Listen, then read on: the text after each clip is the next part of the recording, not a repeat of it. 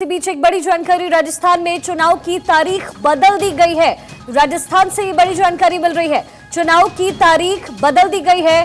पहले 23 नवंबर को चुनाव होना था राजस्थान में, लेकिन अब 29 नवंबर को राजस्थान में चुनाव होगा। राजस्थान में चुनाव की तारीख बदली गई है, ये बड़ी जानकारी इस वक्त मिल रही है। पहले राजस्थान में चुनाव की जो तारीख तय की गई थी वो थी 23 नवंबर की, और एक ही चरण में वहां मतदान होना था। लेकिन बड़ी जानकारी इस वक्त मिल रही है कि राजस्थान में चुनाव की तारीख को बदला गया और अब राजस्थान में 25 नवंबर को चुनाव होंगे। 23 नवंबर की जगह 25 नवंबर को चुनाव होंगे। राजस्थान से ये बड़ी जानकारी, 23 की जगह 25 को चुनाव। आदिति मेरे साथ लगातार बनी हुई है। आदिति, अचानक तारीख का बदलना क्या कुछ कह रहा है? बिल्कुल, जब ये 23 तारीख का अनाउंसमेंट हुआ था तभी पता था कि ये तारीखें बदलनी होंगी। आखा तीज का बहुत बड़ा सावा है, बहुत बड़ी शादियां होती हैं। और अगर राजस्थान की बात करें तो कौन कौन इस फैक्टर में इन्वॉल्व होता है? हलवाई होता है, घोड़ी वाला होता है, डेकोरेशन वाला होता है, फूल वाले होते हैं, और तमाम जो हिंदू अगर उनकी बात करें तो वो एक बहुत बड़ा सावा होता है जिसमें आप ट्रैवल करते हैं। राजस्थान कोई छोटा राज्य नहीं है, राजस्थान अपने आप में 200 सीट का, पर अगर क्षेत्रीयवाद से बात करें तो बहुत बड़ा है। अगर कोई जयपुर से बाड़मेर किसी शादी में जा रहा है तो वो संभव नहीं है कि वो एक दिन में वापस लौट कर आए। ये तमाम बातों को, और इसको लेकर गजेंद्र सिंह शेखावत ने रिक्वेस्ट की थी। इसके अलावा आज पीपी चौधरी ने रिक्वेस्ट की थी, पूरी चिट्ठी लिखी थी। आखा तीज का बड़ा सावा है, वोटिंग पर उसका बड़ा इंपैक्ट होता। बैंड बाजे से लेकर, हलवाई से लेकर, जो शादियों में शामिल होते हैं, जिनके घरों में शादी होती, वो वोटिंग प्रक्रिया में शामिल नहीं हो सकते। और जहां इलेक्शन कमीशन इसको और सुदृढ़ बनाने की कोशिश कर रहा था कि ज्यादा से ज्यादा वोटर्स आए, मैक्सिमम वोटिंग हो, ऐसे केस में ये एक बहुत महत्वपूर्ण बात थी, इसीलिए ये तारीखों बदल दी गई है। हालांकि ये राहत की बात कांग्रेस के लिए इसलिए है क्योंकि कांग्रेस पहले सोच रही थी कि 30 नवंबर के आसपास ये चुनाव होंगे, तो उनका जो काम करने का प्रोसेस है वो भी धीरे चल रहा था। जैसे ही 23 तारीख का समय आया तो उन्होंने अपने टिकट वितरण को प्रोसेस तेज कर दिया। हालांकि बहुत ज़्यादा फर्क नहीं है, 23 से 25 कर दिया, लेकिन शायद ये वोटिंग की प्रक्रिया के लिए बहुत अच्छा हुआ राजस्थान के लिए। राजस्थान में वोटर्स, दरअसल आखा तीज का बड़ा सावा है, हजारों में शादियाँ होती हैं, और राजस्थान की परंपरा भी ऐसी रही है कि अगर आपको किसी ने न्योता दिया है तो आप फिर जाते हैं वहाँ पर रिश्तेदारी, और वहाँ पर ये परंपरा है कि आप अपने घरों में जाकर दूसरों क्या 2-2, 3-3 दिन, क्योंकि आपको परंपरा दिल्ली में नहीं रही है, बड़े शहरों में नहीं है, लेकिन अभी भी राजस्थान जैसे राज्य में 2-2, 3-3 दिन तरीके से जो है 2-2, 3-3 दिन आप जाते हैं अपने रिश्तेदारों के शादी में। तो ये होना ही था। जब 23 तारीख का समय आया था आखा तीज को लेकर, तब ये माना जा रहा था कि कहीं ना कहीं तारीखों में तब्दीली होगी। तो इलेक्शन कमीशन को क्या इस बात की जानकारी दी गई है? अदिति, क्या इत्तला किया गया उनको? बिल्कुल, उनकी तरफ से ही रीस्केड्यूल हुआ है, इलेक्शन कमीशन की तरफ से इसको रीस्केड्यूल हुआ है, और तमाम चीज़ें रीस्केड्यूल हुई हैं। अब जो गैजेट नोटिफिकेशन है वो 30 अक्टूबर को होगा, और डेट ऑफ मेकिंग नॉमिनेशन, मतलब आपको नामांकन दाखिल करना है तो वो 6 नवंबर को होगा, और स्क्रूटनी, नॉमिनेशन की स्क्रूटनी होगी वो 7 नवंबर आखिरी तारीख है। अगर आपको अपने कैंडिडेचर को विड्रॉल करना है तो वो 9 नवंबर तक आखिरी विड्रॉल कर सकते हैं, और इसके बाद पोल्स जो हैं वो 25 नवंबर। तो इलेक्शन कमीशन से ही इस बात की दरख्वास्त की गई थी। इलेक्शन कमीशन को गजेंद्र सिंह शेखावत, पीपी चौधरी के साथ साथ खुद कांग्रेस भी चाहती थी कि तारीखों में तब्दीली की जाए, और ऐसे में काउंटिंग वही है, सेम तारीख जिसमें बाकी सारे राज्यों का होगा। तो अब आपको ये बता दें कि जो ये चुनाव पूरे लगभग 1 महीने का है, जो शुरू होगा, जैसे 7 से छत्तीसगढ़ का शुरू हो रहा है, इसके बाद 30 तारीख आखिरी जो चुनाव है।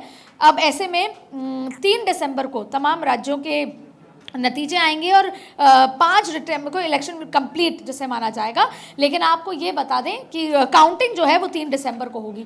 ऐसे में राजस्थान के लिए ये शायद अच्छी खबर होगी, वोटर्स के लिए भी और दोनों ही पार्टियों के लिए, क्योंकि 23 तारीख अगर होता तो जो पोलिंग है वो बहुत कम होती। लोग शादियों में होते, बहुत सारे लोग एंगेज होते, और ऐसे में लोग बूथ तक नहीं जा पाते, वोटिंग करने नहीं जा पाते, क्योंकि एक फेज में ही चुनाव है। तो ये जरूरी था कि राजस्थान में आखा तीज जैसा बड़ा सावा है उसको बदला गया, और अब शनिवार को यानी 25 नवंबर को अब ये तारीख कर दी गई है। चलिए, यानी 23 से फेस्टिवल की 25 वजह से ये बड़ा बदलाव किया गया है। 23 नवंबर की जगह अब राजस्थान में 25 नवंबर को चुनाव होंगे। अदिति, अब जल्दी से जरा राजस्थान के समीकरण को भी समझने की कोशिश करते हैं।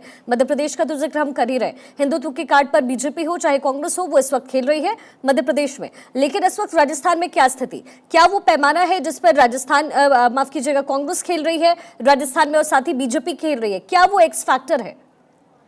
देखिए, एक्स फैक्टर है नए चेहरे, एक्स फैक्टर है जिताऊ उम्मीदवारी। कैसे भी हो, आपने बीजेपी की पहली लिस्ट देखी। बीजेपी को मध्य प्रदेश में जब उन्होंने पहली लिस्ट दी थी तो बहुत विरोध का सामना करना पड़ा था, वो भी परिवर्तन यात्रा के दौरान। उसके बावजूद में भी वही प्रयोग राजस्थान में किया गया। 41 सीटें आई। बहुत ज़रूरी है ये समझना, जो 41 की पहली लिस्ट आई है उसमें से 31 वर्तमान स्थिति में कांग्रेस के विधायक हैं, 9 इंडिपेंडेंट हैं और 1 बीजेपी का था। इसलिए ये डी कैटेगरी लिस्ट थी बीजेपी के लिए और A कैटेगरी सीटें थी कांग्रेस के लिए। ये समझना ज़रूरी है कि पहली लिस्ट में उन्होंने ये मैसेज देने की कोशिश की है कि किसी भी तरीके से हम अपनी मुश्किल सीटों पे अपने सबसे दमदार चेहरों को उतार रहे हैं, यानी कि हम मेंटली कितने तैयारी के साथ आ रहे हैं। और इसकी वजह से कहीं ना कहीं कांग्रेस में भी कॉन्फिडेंस हिला है। दूसरी बड़ी बात है, अब खेल शुरू होगा कांग्रेस का, क्योंकि कांग्रेस भी अपनी पहली list A category D category की निकालना चाहती है।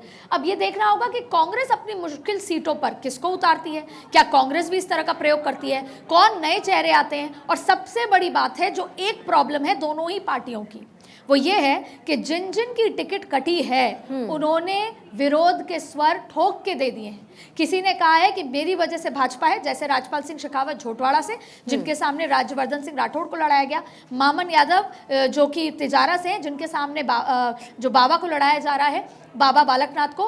तो अब सारे ही लोग जो भाजपा से लड़ते, उन्होंने नाराजगी जताई है। मैंने ये पूछा भी भाजपा के लोगों से कि क्या आपको नहीं लगता कि अंदरूनी खींचतान इतनी ज़्यादा है कि आप सीटें हार जाएंगे?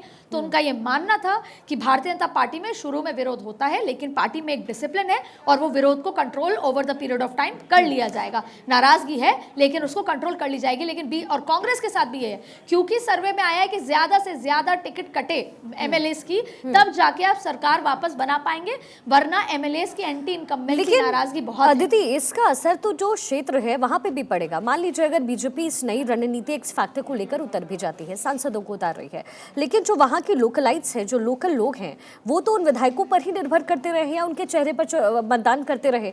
ऐसे में क्या आपको लगता है कि क्षेत्र में ये चीज ज्यादा इफेक्ट करेगी राजस्थान में? जैसे शिखा, हम ये कहते हैं ना कि 2014 के बाद राजनीति के तौर तरीके बदल गए, राजनीति की दिशा दशा हवाएं बदल गई 2014 के बाद। ठीक वैसे ही आपको बता दूं कि अब वोटर का वोटिंग प्रक्रिया बदल गई। वोटर क्या सोचता है और बूथ पर क्या करेगा आप समझ नहीं पाते। वोटर, अगर आप शिखा आप खुद जाएंगी और ये पूछेंगे आप किस पार्टी को वोट करेंगे, तो हो सकता है वो बोल आपको कुछ भी दे। वो ये समझ के बोलते हैं कि आपका झुकाव या आपका तरीका या आप क्या सुनना चाहते हैं या आपकी रियलिटी क्या है, लेकिन वो वोट किसको देगा। तो बात यह है कि वोटर को भी नयापन चाहिए, वोटर को भी ईमानदार चेहरे चाहिए, वोटर को भी प्रयोग चाहिए, वोटर को भी वैसे लोग चाहिए जो उनको सपोर्ट करें। हमारी जब एमएलए से नाराजगी होती है तो हम कभी भी नहीं उस 5 साल उस एमएलए को रखते हैं। तो आपका जो सवाल है, भले ही जिनकी टिकट कटी है वो लोग ये दावा कर रहे हैं कि हम सामने वाले को हरा देंगे, भले ही उनके समर्थक वोटर अगेंस्ट में चले जाएं, लेकिन बाकी सारे वोटर्स क्या सोचते हैं, वो कमल को देना चाहते हैं या अशोक गहलोत के हाथ के निशान को देना चाहते हैं कांग्रेस के, ये उस वोटर पर डिपेंड करता है। हालांकि जब आप फर्ज कीजिए राज्यवर्धन सिंह राठौड़ जैसे बड़े व्यक्तित्व, क्योंकि वो कैबिनेट के मंत्री रहे हुए हैं, केंद्र में INB मिनिस्टर रहे हुए हैं, उनके सामने राजपाल सिंह शेखावत जिनकी टिकट कटी है, उन्होंने साफ स्वर में कह दिया कि मेरी टिकट काटी, मैंने भाजपा को खड़ा किया। फर्ज कीजिए वो 5 से 7 हज़ार वोट अगर डाइवर्ट कर देते हैं तो जाहिर तौर पे बीजेपी के लिए दिक्कत होगी। लेकिन अब बीजेपी इस चैलेंज को एक्सेप्ट कर रही है और वो कह रही है कि हम ये तमाम जो नाराजगी हैं इसको गायब कर देंगे। अब for example Rajpal Singh Shekhawat finance के मास्टर हैं।